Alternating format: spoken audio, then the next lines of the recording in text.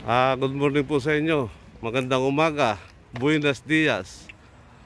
Kami po ay nandito ngayon sa aming pinupuntahan. Marami kami kasama ngayon, mga sponsor. Dumami po ang sponsor namin. Ito po. Ngayon po ay may papakita kami sa inyo isang prutas na isang bulaklak na may bunga na pwede natin kainin. Na ito ay pwedeng igamot sa anti-COVID. Ito po yung mga nakikita nyo ay mga bulaklak dito sa aming pinupuntahan. Mga gandang bulaklak. Mayroong malalaki, mayroong maliliit. Ito po isang klaseng bulaklak. Ito po yung, pero ito walang bunga ito. Ito po, malaking ito ay laurel. Yan, laurel ilalagay natin sa mga adobo. Ito, laurel. Ito po yung sinasabi ko sa inyo, pero madami pang hilaw ito. Ito. Hilaw, masarap po yan, masarap. Doon tayo sa taas, Ito po, ito yung kuwan. Ito po yung madaming bulaklak pa sa ngayon. Ito po ay anti-COVID. Anti-COVID po ito, yan. Ito, papakita ko sa inyo kung paano kainin ito. Ganyang kalaki yan. Yan po, kitang-kita nyo po ito. Meron niya sa ration eh. Ito po mga kaibigan, mga kasama, mga kakuraki. Ito po yung sinasabi ko sa inyo, anti-COVID. Ito po yung kamukha ng COVID. Pag kinain natin to, ay makakaligtas tayo sa counting sa sakit natin. Ito po yung natuklasan namin dito na kinakain. Tingnan nyo po ito. Ito. Masarap po, napakasarap po. Lasang bayabas. Bayabas na bayabas po lasa. At yung mga hilog na hilog, lalong matamis. At yan ang aming pinupuntahan dito. Masustansya po ito. Marami pong puno dito. Ito po ay yung tinatawag na kawan Jerusalem sa ating pakain sa baka. Ito laurel. Ito palaki natin sa adobo. Napakadami dito. Libre na. Libre na. Wala nang kuwan. Gagastusin. Ito po itong mga kasama namin. Dumami po kami sa paglalakad dahil gusto na rin lang makatikim ng prutas na yun ng anti-COVID. Dumami na po ating mga kasama. Mga kakulaki. Ito po sila. At tayo po ipapasok dito sa napakaraming puno dito. Ito po sila. Ito po ngayon ang ating kasama na sponsor sa Pichi Pichi. Ito po ay pwede natin pagkitahan at i-demonstrate ko mamaya pagkakain tayo. Mamaya po papakita natin kung anong pwede natin, kung paano natin gagawin. Ito po ay ito po naman ang isang naggagawa na sumambalinggo. Ito po pwede natin pagkitaan ito sa napakadali po. PM lang po tayo. Ito po. Dito po tayo dadaan at papakita po natin yung kuan. Ito po, pagka gusto namin sumakay dito kami nasakay sa taas na ito. Para hindi kami maglakad. Ito, dito. Para hindi po kuan. Medyo mainit po ang panahon ngayon. Ito po, tinatawag na santol. Pero napakaliit na kuwan, puno pa. Dito, pinakasantol namin. Santol. Ito, meron din kami si Batche dito, si Batche. Kung sa atin yung lalagay sa mga sapsoy. Pero kaso lang ito matigas, hindi pwedeng kainin.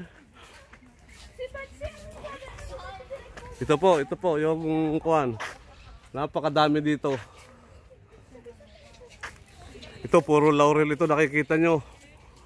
Ito yung panlagay sa humba, sa adobo. Na libre na dito, kukuha nyo lang ang dahon. Pamimitas-mitas lang kayo, patutuyuin. Di ba, laurel na kayo sa inyong bahay, kulang na paminta. At may adobo na kayo. Ito naman yung ulib. Ulib na puno ng ulib. Uliba kung tawagin sa Espanyol. Ulib. Yan po, napakasarap ng kanyan, ng aseite. Kundi hindi po nakakilala ng puno, ito po yun. Ito po ay magandang ilagay sa tabi ng bahay. Pwede ring pan-display sa mga harapan. Ito po, diretso po kami dito. Ito po ang papuntang taas. Napakalaki po nito na marami kayo Ito po isang klase din po ito ng prutas, pero hindi naman ito pwedeng kainin. Ito po nakakinakain namin, matamis din pero hindi po kinakain ng kwan sa paglalakad namin. Ang kinakain pula namin ay kwan. Dito po. Ito po. Ito po yung kuwan, isang estatwa ng flamingo. Ito po papaliwanag ng aming isang kasama. Ito po ang pambansang damit ng Espanya. Ito Yan. po ang tinatawag na Yan. flamingo. Yan po. Pagsayaw niyan. Ganyan. Yan po. Ganyan. Ito po, ganyan po ang pagsayaw niyan. Ito po ay ginaganap sa traditional po ng Spanish yan. Yan po. Yan po ay mga estatwang nandito sa pasyalan. At yan ang aming pinupuntahan dito at magandang pasyalang maraming makikita. At kami po ay padami ng padami habang natagal kaming naglalakad dito, namamasyal. Ay marami na po kaming kakuhan. Ito po naman ang ginagamit na sa mga kung hindi pa nakakilala dito. Ito po ang binibigta sa mga pagpapasko na pan-display, pagpapasko. Ito po pag natuyo ito. Ito po ang pangalan niyan. Ito po, Picos macrophylla. Yan po ang maraming ginagamit na pan-display sa mga kanilang mga bahay. Mayroon po dito mga basurahan din sa bawat sulok na pwede nyo tapunan ng inyong mga dumi. Dito po tayo sa baba dadaan at pupunta po natin yung isang mabunga ditong mga prutas pa. Diyan ka ngayon. Marami po tayo nakakasalubong dito na mamasyal. Ito puno-punang ko sa atin ni Baliti. Pero wala namang kapre dito. Ito po yung puno ng igos.